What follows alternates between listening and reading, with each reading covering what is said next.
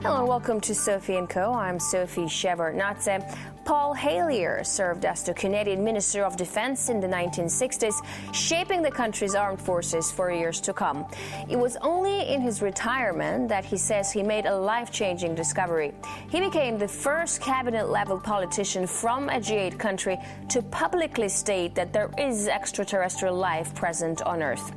Is this an elaborate fantasy? Are aliens science fiction? Or is there something to claims of their existence? Extraterrestrial life. For ages, humanity has wondered, is there anything else in the cold darkness of space? Skeptics say there is no proof, but there have always been those who dared to dream. And some even claim to have seen things with their own eyes. Do aliens exist? Are they already here? Do they pose a threat or a chance for salvation?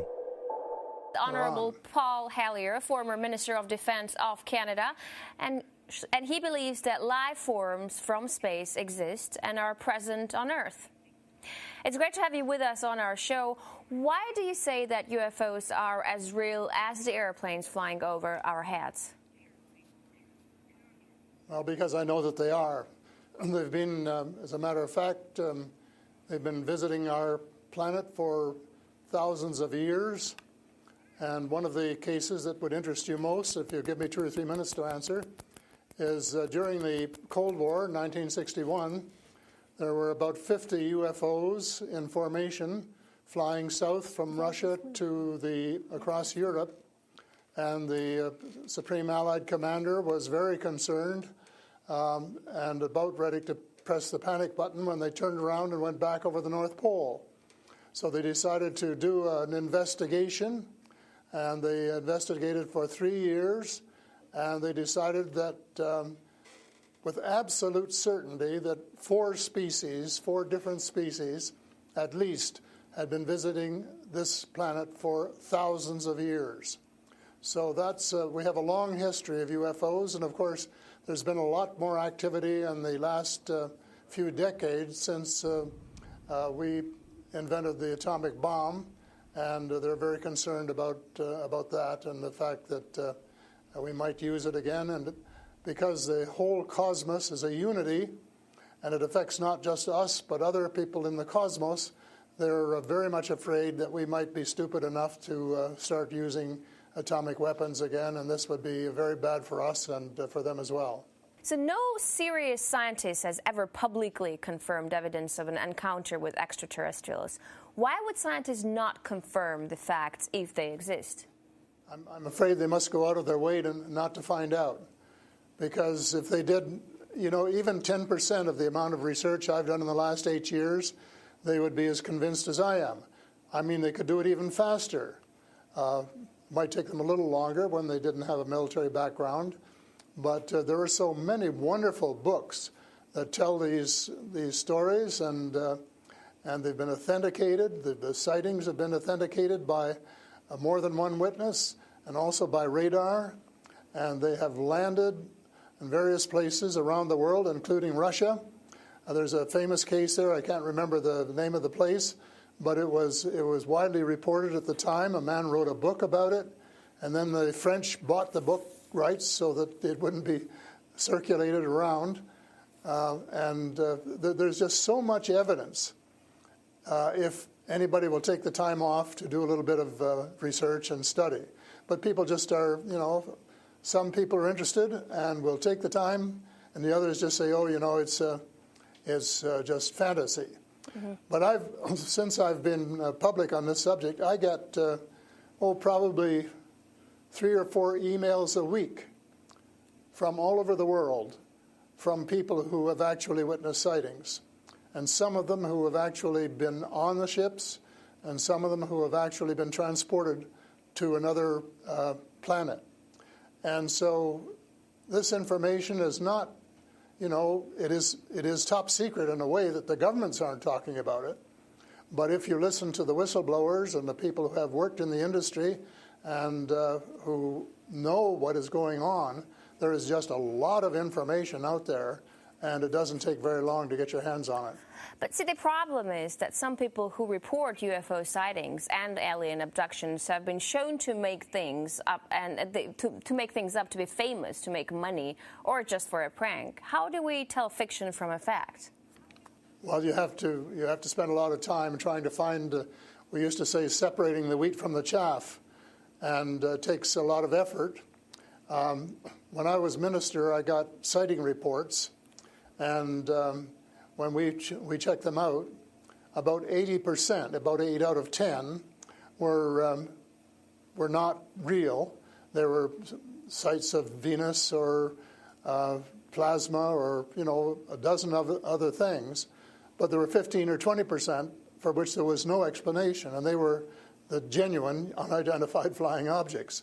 These things go way back.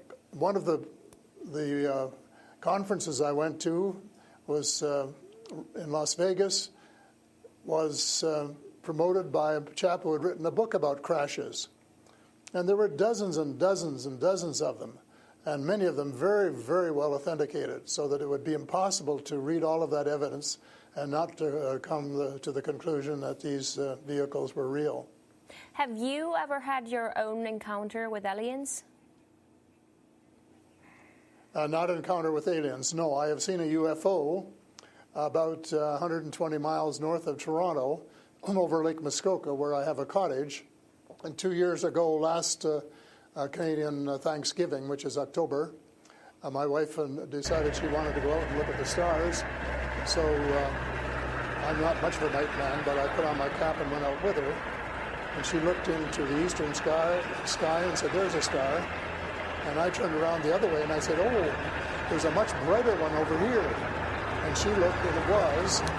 And we watched it until our necks almost broke for about 20 minutes.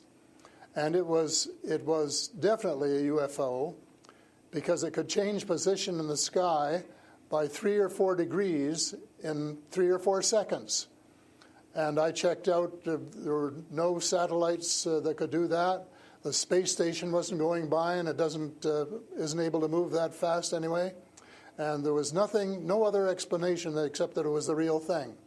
And 2 days later, I went down on the dock, got a comfortable chair, and watched it came back almost to the same spot and entertained me for as long as I could take it. And then I went back to the cottage. But it was very interesting, because it would drop down in the sky, and then it would roar back up, and then it would shift across a few degrees and do a circle and come back at a speed, but just astronomical speeds. As you know, they travel very, very fast. So does it just look like a falling star that falls really quickly and then rises again? What does it look like? Well, it just looked like a star. It just looks like a star. Right. And I don't know if you're a person who's ever read the Bible or not, but I think the Star of Bethlehem is one of God's flying saucers. Mm-hmm. But you also tell me that people write you emails, 3 to 5 emails a week, and they've actually been abducted, or they have encounters with the aliens. Do they actually tell you what these aliens look like? I mean, everyone's interested. How would I know if I see an alien and if he abducts me? Well, the first question you have to ask is, how many species are there? And I used to think there were, between 2 and 12. And Apollo astronaut Edgar Mitchell, who came to Toronto a few years ago and had dinner with us, agreed there was somewhere between 2 and 12. But the latest reports that I've been getting from various sources are that there are about 80 different species. And some of them look just like us, and they could walk down the street and you wouldn't know if you walked past one. And they're what we call the Nordic blondes, and also the tall whites, who were actually working with the United States Air Force in Nevada. They're able to get away with that. They had a couple of their ladies dressed as nuns went into Las Vegas to shop, and they weren't detected. And I have a friend who saw one of the men walking along the street, and somebody who would recognize that they were different, and he did. So there are those kind, and then there are the short grays, as they're called, And they're the ones that you see in most of the cartoons. They have very, very slim arms and legs, and they're very short, just a little over 5 feet. And they have a great big torso and a great big head and great big brown eyes. But they're different species, so you have to know that they're different species, and it's and know that they're all different. Mm-hmm. So if you saw the short gray, you'd certainly know that there was something up that you'd never seen before. But if you saw one of the Nordic blondes, well, you'd probably say, "Oh, I wonder if she's from Denmark or somewhere," So this species that you're describing, are they all different in terms of nice and mean? Are some of them nice and benevolent? Are others nasty? Or how are they? Are they good to people on Earth, or are they here to harm them? Well, it's a difficult question to answer because they have different agendas. And maybe all of us on Earth should have the same agenda, but you couldn't say maybe that Russia and China and the United States all had the same agenda at every turn, because they don't. And I would say that nearly all are benign, they're benevolent, they want to help us. There may be one or two species which do not. And that's one of the things I'm investigating at the moment, is to see who they are and what they're up to and what their agendas really are. So these extraterrestrial creatures, where did they come from and how did they get here to Earth? They come from various places. For a long while, I only knew about ones who came from different star systems. The Pleiades and Reta Reticula and several other star systems. But in the last few months, I have met people who have made me aware of that there are some in our star system, and that there are actually extraterrestrials who live on a planet called Andromeda, which is one of the moons of Saturn, and that there are others on Venus and some on Mars, and that they may be interacting between themselves. I suspect that they are, because there is what is called a federation of these people, and they have rules. For example, one of the rules is that they don't interfere in our affairs unless they're invited to. And that's one of the reasons probably that we haven't seen more of them until very recently. And so but what do you mean? There are a lot of people who want to interact with them. There are a lot of people who actually want to see them and know who they are. What, they need a special invitation to interact with us? What does it mean? They don't want to interfere into our affairs. Well, they don't want to tell us how to run our affairs. They have accepted the fact this is our planet and that we have the right to run it. But they're very, very concerned. They don't think we're good stewards of our planet. We're not. We're clear-cutting our forests, and we're polluting our rivers and our lakes, and we're dumping sewage in the oceans, and we're doing all sorts of things which are not what good stewards of their homes should be doing. And they don't like that, and they've made it very clear. And as a matter of fact, they have given us a warning. How? And this has come from more than one source. How have they made it clear? What have they done? They have talked to people. One of the chaps I talked to about a month ago was interacting with them in 1974, he and his brother, in Peru. And they were taken to Andromeda, teleported. And they were told what the people there think, and that we're really wrecking our planet. And in fact, that something dreadful is going to happen to it if we don't smarten up and change our ways. We spend too much time fighting each other. We spend too much money on military expenditures and not enough on feeding the poor and looking after the homeless and the sick. And that we are polluting our waters and our air, and that we're playing around with these exotic weapons, thermonuclear weapons and atomic weapons, which have such a devastating effect both on our Earth and on other areas in the cosmos, and they don't like that. And that's the reason they would like to work with us to teach us better ways, but only, I think, with our consent.